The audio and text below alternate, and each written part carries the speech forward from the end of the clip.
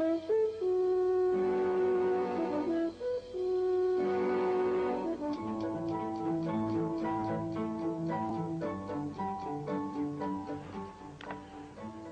in 1956, I wrote and recorded something we called The Strangest Secret. Without advertising or fanfare of any kind, it outsold all other non-musical, non-entertainment type recordings. It's been heard by millions and millions of people throughout the free world, and in the process, created a brand new industry. Learning through listening. On one of these solid-state cassette tape players. This player has revolutionized the learning process. Now people listen in their automobiles while driving to and from work and on sales calls, time that was formerly wasted, on their commuter train with the little earpiece, in the bathroom while shaving in the morning, at the dinner table with the children gathered around the table and the whole family together for a change. This has made a tremendous difference in the business of learning. But getting back to The Strangest Secret, what makes a bestseller? What was there about that recording that caused millions of people to want to hear it over and over again and let their children hear it and play it for their employees and their sales forces? Well, I'm making a talk here today in which I'll cover the highlights and philosophy of The Strangest Secret, and I'd like to invite you to join us, and I hope you find it of some value.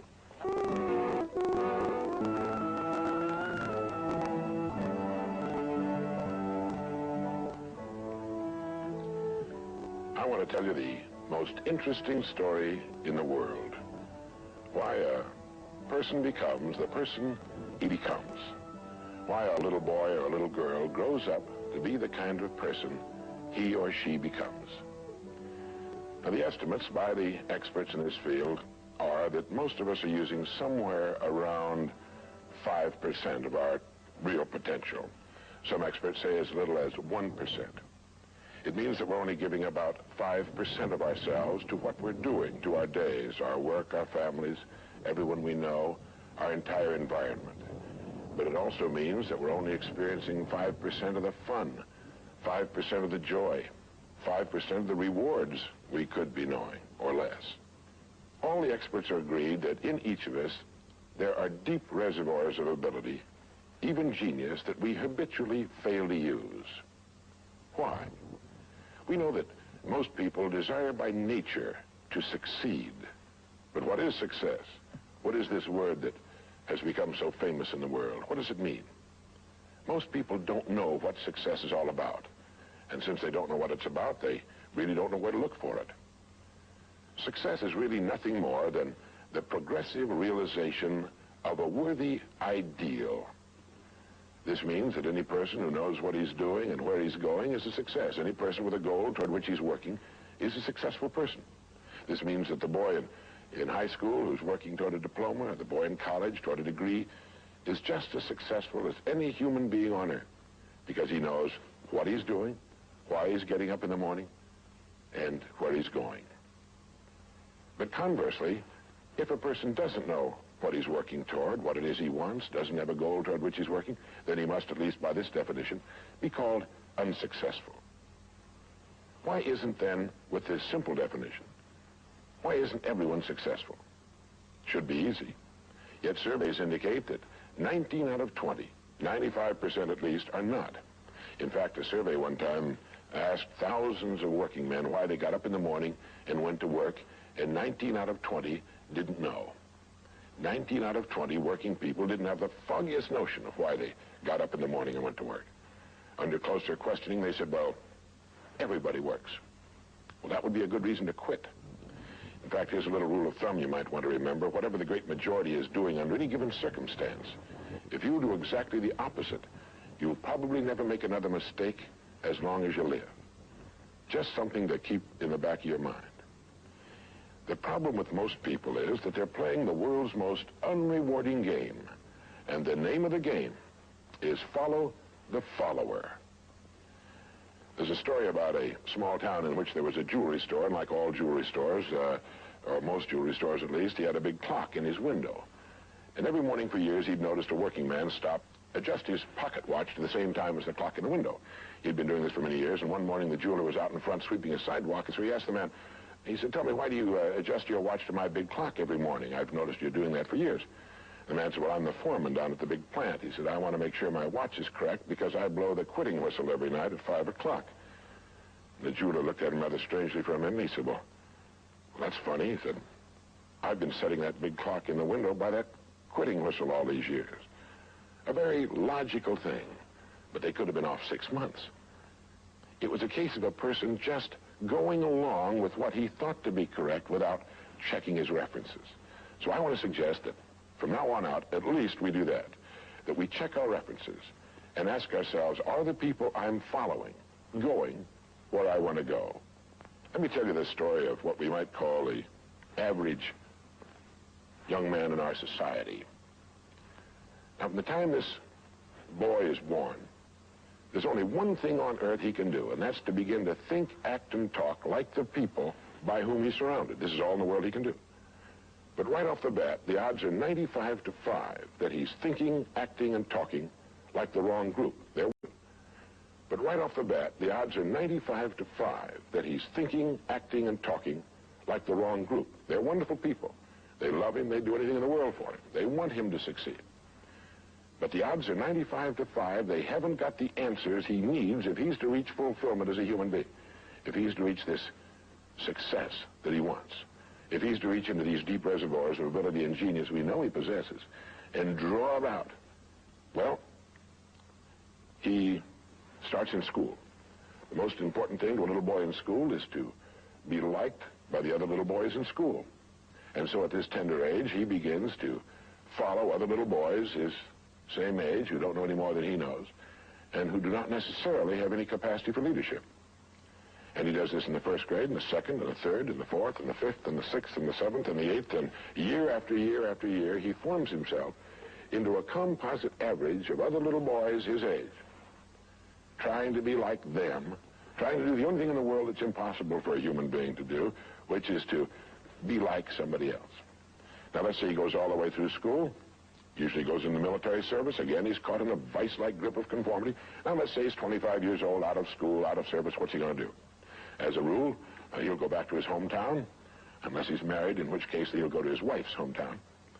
But let's say he goes back to his own hometown. He's single. He doesn't know quite what to do. He's standing on a corner one morning, and a friend that he knew in school comes up and says, "Hi there, Charlie, what are you doing?" He says, "Nothing." He said, "Why don't you come down and work where I work? It's a pretty good place. The pay's regular. We got all kinds of fringe benefits and so on." And so he does. The odds are about, again, 95 to 5 that his first job is taken as a result of random application. On the job, without thinking about it, the most natural thing in the world for him to do is to look around, see how the other guys are doing their job, and to begin doing his the same way, assuming that what is normal for them is normal for him. No reason for this. He doesn't think about it. He just does it. Now, he has stretching in front of him 50 years or more in the golden age that man has been dreaming of since the days of ancient Greece. What's he going to do with these 50 golden years? Well, let's take a close look at him. We know that he works 40 hours a week, as a rule. 40 hours a week, which leaves him 72 hours a week when he's neither working nor sleeping.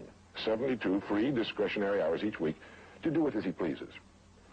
Now, at this point, of course, he's married. He has his little house and his little car. And this is about what he does with his free 72 hours every week. He'll do what the other fellows are doing with their free 72 hours every week, which is virtually nothing at all. On a typical day, he'll quit right on the dot, get in his little car, go to his little house, go in his little kitchen, kiss his little wife, and say, "I'm tired." They've even figured out why he says that. The experts believe that he used to hear his father say that back when men used to get tired working during the day, and he picked it up and he repeats this every night when he gets home. He bolts his little meal and then heads for the living room where he turns on his escape box. Click. Takes 15 or 20 seconds for the screen to light up, a period of time he finds interminable, but he gets through it somehow. Maybe kicks the dog or thumbs through a magazine or something. Then the screen lights up, and he does too a little bit, and there in front of him, he sees people in all kinds of funny old-time costumes, all killing each other at a great rate. One expert has agreed that the average family can see more death and bloodshed and carnage on his television set in a week than Crassus saw when he crucified 6,000 prisoners on the southern road to Rome. But you know how those experts are. He could certainly be off one or two. But he sits there for about 5.5 or 6 hours. 25% of all free time now is spent in front of the tube, according to the latest statistics. Now, there's nothing wrong with this particularly, except that he's watching other people who are earning excellent incomes in the pursuit of their careers, while he doesn't make a nickel, and gets the only two things you can get from watching TV on that kind of a schedule. He gets red eyes and a hollow head. Now, this is not meant to be an indictment of television. I've got a couple of television sets at home, too. I have a couple of cars at home, too, but I don't go home at night and drive around the block for 6 hours. If there's someplace I want to go, fine. My car will take me there. If there's a great program, like a golf match or something like that, I want to see it. But he sits there for 6.5 hours until finally his wife, who's a little more practical than he is, taps him on the shoulder and she said, "Charlie, I think it's about time you went to bed. You've got to get up in the morning, go to work." And he's okay, and he shuts it off. He knows how to do that. He just shuts it off and goes to bed. Next morning he gets up and he does this all over again. He does this every day for 40 years. At the end of 40 years, he's retired, which always kind of catches him by surprise. No one's ever figured that one out either. And then he dies at 85 or 90, the way medical science is moving us along, out of sheer boredom. Well, what's the problem? Is there a tragedy here? Not really, if that's the way Charlie wants to spend his life, our mythical, hypothetical young man. If he wants to spend his life that way, that's his business. He lives in a free society, he can do anything with it he wants. But there's a terrible tragedy here if he's living that way because of the total lack of a decision.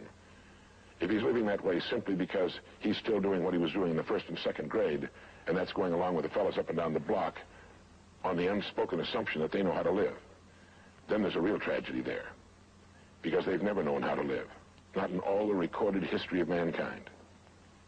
He never finds out who he is. He never reaches into the deep depths of his abilities, his talents.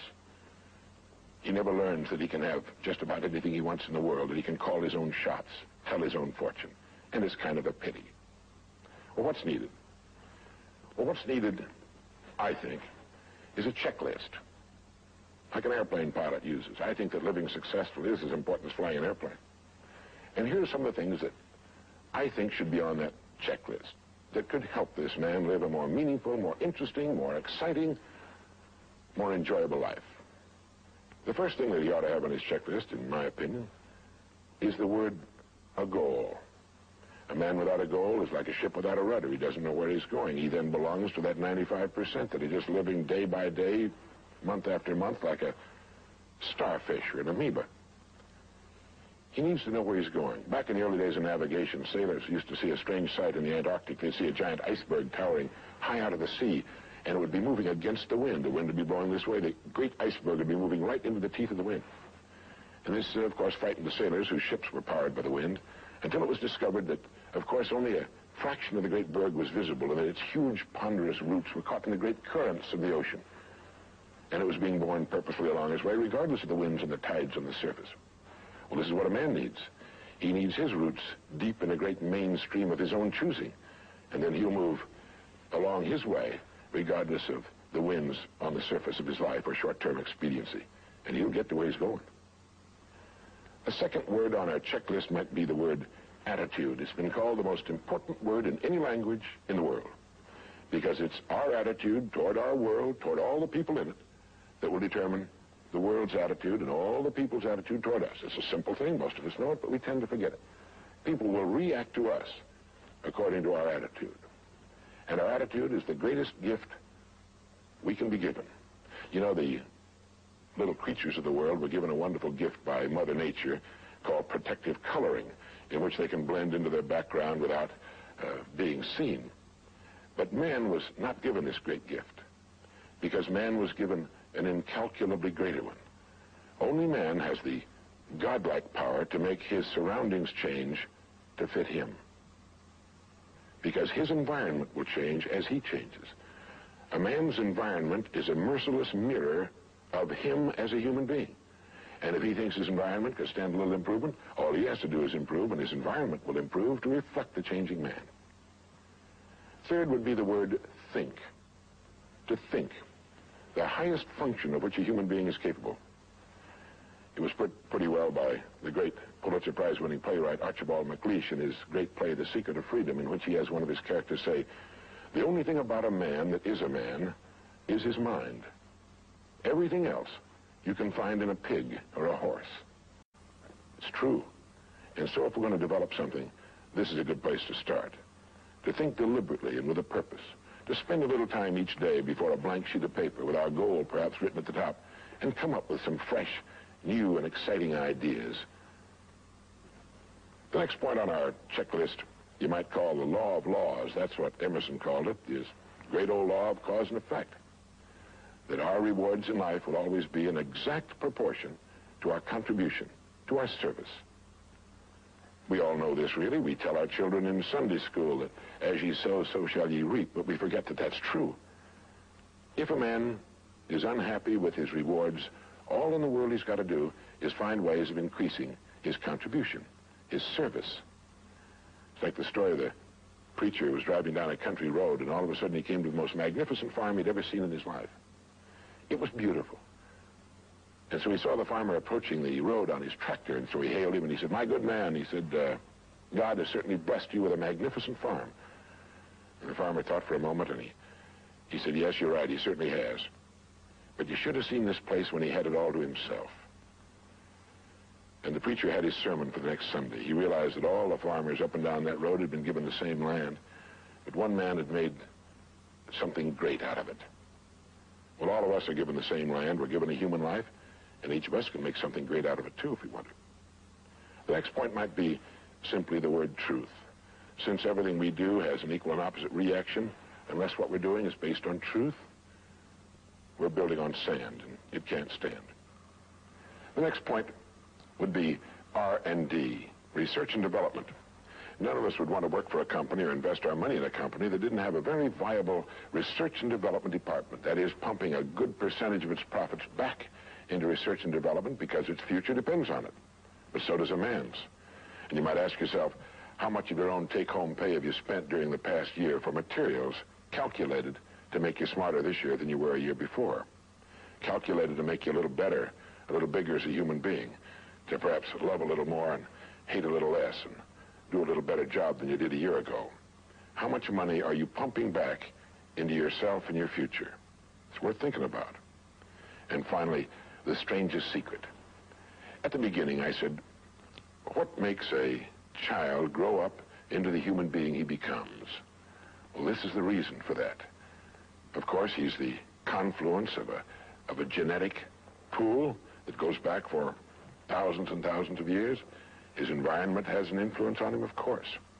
But what makes him become the person he becomes is that he becomes what he thinks about most of the time. It's as simple as that.